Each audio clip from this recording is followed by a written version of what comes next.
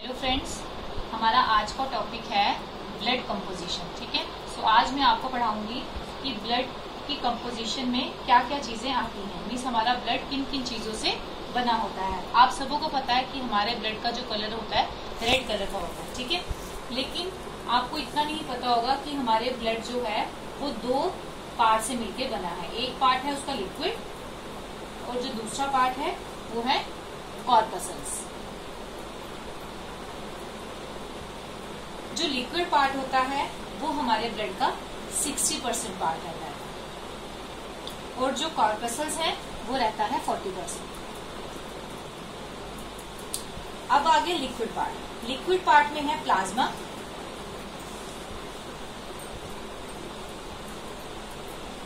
जब भी हमारे ब्लड को सेंट्रीफ्यूज किया जाता है उसमें से एक तरल पदार्थ अपर लेयर में जम जाता है, उसको हम कहते हैं प्लाज्मा। और प्लाज्मा उन चीजों में निकलता है अगर उस ब्लड को हमने एंटीकोगुलेटेड ब्लड में लिया, एंटीकोगुलेटेड ट्यूब में लिया हुआ है। लेकिन अगर हम एंटीकोगुलेटेड ट्यूब में ना लेके सिंपल किसी वाइल में हम ब्लड लेते हैं तो उसमें से निकलता है सीरम। ठीक है, प्लाज्मा होता है एंटीकोगुलेटेड ब्लड और सीरम होता है प्लेन ब्लड।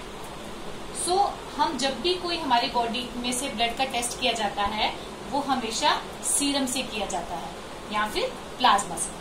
सो सबसे पहले आपको ये पता होना चाहिए व्हाट इज ब्लड। ठीक है, ब्लड क्या है? Blood is a natural colloid. ये क्या है? एक नेचुरल कोलाइड। कोलाइड का मतलब समझते हैं आप? Natural collide.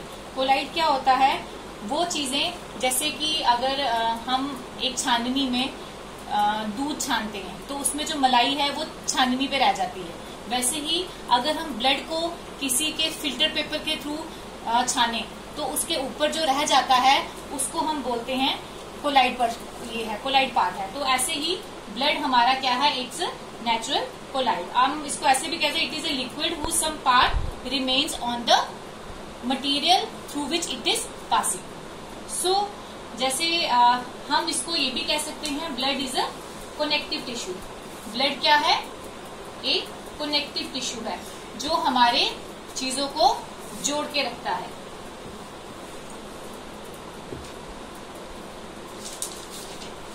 सो आपको इतना तो पता होगा कि मेल में जो ब्लड होता है वो होता है 5.5 लीटर और फीमेल में जो ब्लड होता है वो होता है 5 लीटर।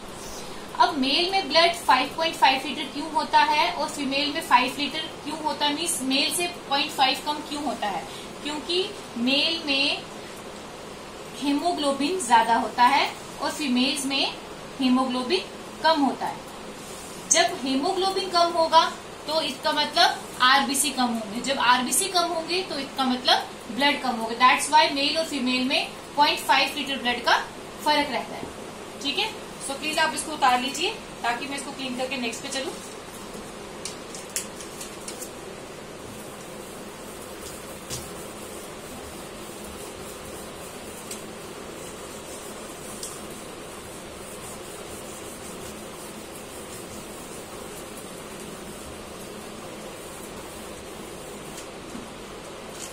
अब आता है हमारा प्लाज्मा पार्ट। ठीक है, पहले हम प्लाज्मा पार्ट को डिटेल में पढ़ेंगे। जैसे कि मैंने आपको बताया ब्लड का जो 60% पार्ट होता है, ब्लड में क्या होता है? प्लाज्मा। ठीक है, अब प्लाज्मा में हमें दो तरह के प्रोटीन मिलते हैं। In plasma we find the 2 type of proteins. एक फिब्रिनोजन और दूसरा प्रोथ्रोम्बिन।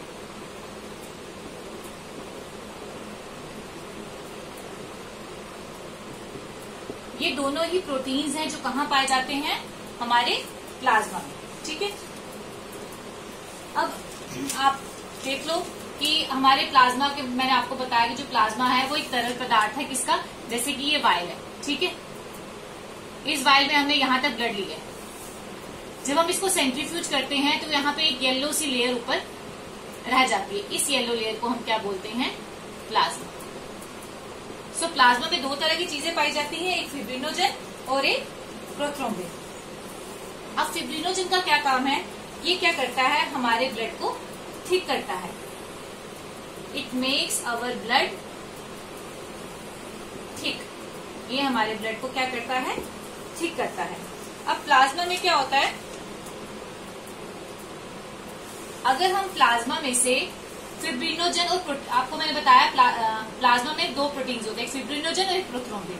अगर हम प्लाज्मा में से फिब्रिनोजन निकाल दें, वैसे भी मैंने आपको बताया प्लाज्मा का कलर हल्का येलो होता है, लेकिन अगर हम उसमें से फिब्रिनोजन निकाल देते हैं तो प्लाज्मा का कलर और हल्का क्या हो जाएगा?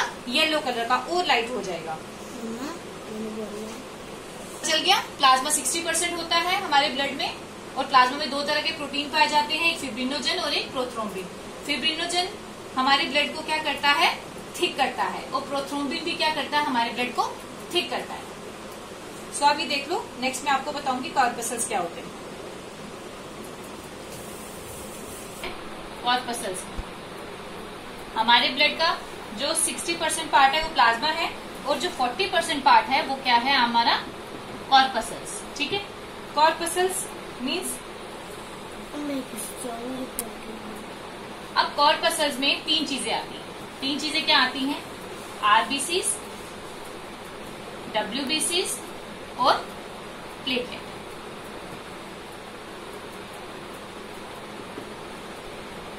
अब आरबीसी की संख्या कितनी होती है? 50 लाख। डब्ल्यूबीसी की कितनी होती है? 10,000। और प्लेटलेट की कितनी होती है? 2 लाख। आरबीसी को हम इरिथ्रोसाइट भी कहते हैं, डब्ल्यूबीसी को हम ल्यूकोसाइट कहते हैं, और प्लेटलेट को हम क्या बोलते हैं? थ्रोम्बोसाइट्स।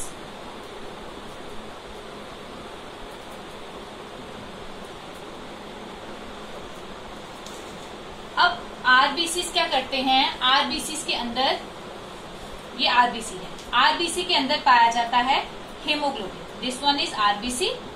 आरबीसी के अंदर पाया जाता है हेमोग्लोबिन, और इस हेमोग्लोबिन के अंदर क्या होता है? आयरन। सो आरबीसी का कलर क्या होता है? रेड। अब रेड किसकी वजह से होता है? जस्ट बिकॉज, क्योंकि इसके अंदर क्या होता है? हेमोग्लोबिन। सो हम ये कह सकते हैं कि आरबीसी का ब्लड रेड क्यों, कलर रेड क्यों होता है? Just because of haemoglobin. अब है आपके ल्यूकोसाइट्स, डब्ल्यूबीसी। अगर हमारी बॉडी में ल्यूकोसाइट कम हो जाए, इसका लेवल 10,000 से कम हो जाए, सो इट कॉजेज कैंसर।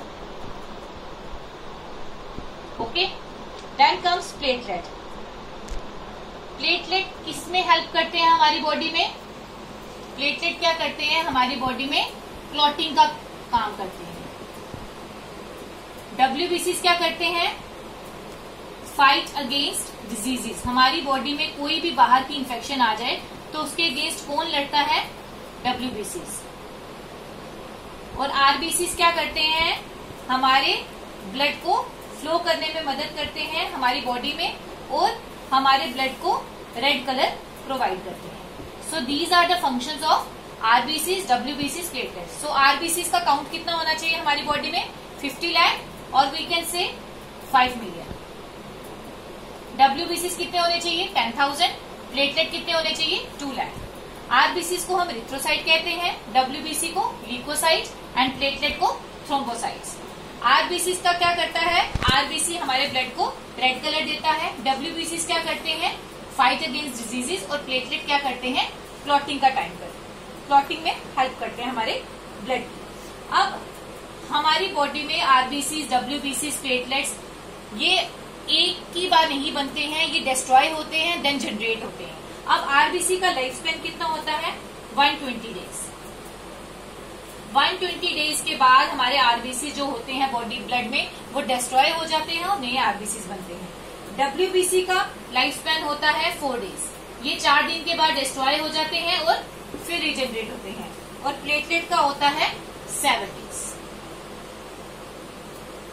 ठीक है।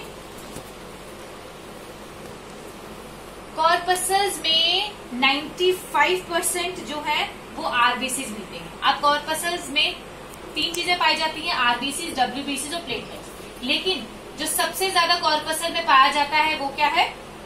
आरबीसी। सो हम 95% जो आरबीसीज हैं वो किस में पाए जाते हैं? कॉर्पसल्स में। अगर आपको एमसीक्यूज में पूछा जाए कि कॉर्पसल्स में आरबीसीज, डब्ल्यूबीसीज और प्लेटलेट में सबसे ज्यादा मात्रा किसकी रहती है, तो आप लिख सकते हैं आरबीसीज। आरबीसीज 95% रहते हैं और जो 5% रह गया उसमें से डब्ल्यूबीसीज और प्लेटलेट्स होते हैं। तो समझ आ गया आपको? और एक फंक्शन है हमारे आरबीसीज का। जब भी आरबीसीज हमारी बॉडी में रहते हैं, जब भी हम आरबीसीज हमारी बॉडीज में 50 लाख होने का मतलब है हमारी बॉडी में ब्लड ज्यादा होना, और जब भी हमारी बॉडी में ब्लड ज्यादा होगा तब हमारे अंदर एक्टिवनेस रहेगी। सो कई बार आप देखते हो किसी का हीमोग्लोबिन कम है तो वो ज्यादा चल नहीं पाता, जल्दी थक जाता है, लेजीनेस आती है, सुस्ती आती है उसको कि मैं बस सोते रहूं, बस थोड़ा सा चला मैं थक गया। सो ये सब किसकी वजह से होता है? आरबीसीज की वजह से। तो इसलिए कहते हैं ना, अगर आप डॉक्टर के पास जाओ, आपको जैसे बड़ी तबीयत ठीक नहीं है, मेरे से उठा नहीं जा रहा, होश नहीं आया, तो सबसे पहले डॉक्टर बोलता है जाके अपना एचपी चेक करवाओ। जब एचपी कम होगा, एचपी कम होने का मतलब आपके अंदर आरबीसीज कम है। सो आरबीसीज कम है तो आपका ब्लड टेस्ट किया जाता है। जब ब्लड टेस्ट में आता है आपका एचपी कम है तो डॉक्टर आपको कोई मेडिसिन दे देता है, कोई आयरन की टेबलेट दे देता है जिससे आपका आरबीसीज बढ़ते हैं, एचपी बढ़ता है और आपके अंदर एक्टिवनेस आती है और आप कोई काम करने के लायक बनते हैं। ठीक है। डब्ल्यूबीसीज क्या करते हैं? जब भी हमारी बॉडी में बाहर से कोई इन्फेक्शन आएगी, कुछ भी आएगा, कोई भी, जैसे अभी कोविड के दौरान लोग डब्ल्यूबीसीज चेक करवा रहे थे क्योंकि ये बाहर की इन्फेक्शन थी, जब हमारे अंदर आ रही थी तो हमारी डब्ल्यूबीसीज को ये डिस्ट्रॉय कर रही थी, इसलिए सबसे पहले डब्ल्यूबीसीज का चेक किया जा रहा था। प्लेटलेट क्या करते हैं? अगर हमें कहीं कट लग जाता है तो ब्लीडिंग होती है, तो उन ब्लीडिंग को रोकने के लिए हमारे प्लेटलेट्स बाहर आते हैं और ये प्लेटलेट्स वहां पे एक जाली टाइप बना देते हैं। ठीक है। जब जाली टाइप बना देते हैं सो ये जो ब्लड फ्लो कर रहा होता है वो वहां पे आके उनके अंदर जम जाता है। जब जम जाता है तो ब्लड बाहर नहीं आ पाएगा, सो हमारी क्लॉटिंग रुक जाएगी। ठीक है। सो इन तीनों का बहुत इंपॉर्टेंट फंक्शन है हमारी बॉडी में। सो अगर आपको कुछ भी समझना है जो मैंने बढ़ाया, अगर आपको इसमें से कुछ समझ नहीं आता तो प्लीज आप कमेंट में लिखिए। और कोई भी बच्चा अगर कोई भी टॉपिक पढ़ना चाहता है जो मैंने नहीं अभी तक डिस्कस किया है, सो प्लीज कमेंट में लिखिए, तो मेरी नेक्स्ट वीडियो जो होगी वो उसी टॉपिक पे होगी। Thank you. प्लीज मेरे चैनल को सब्सक्राइब जरूर कीजिएगा। ओके।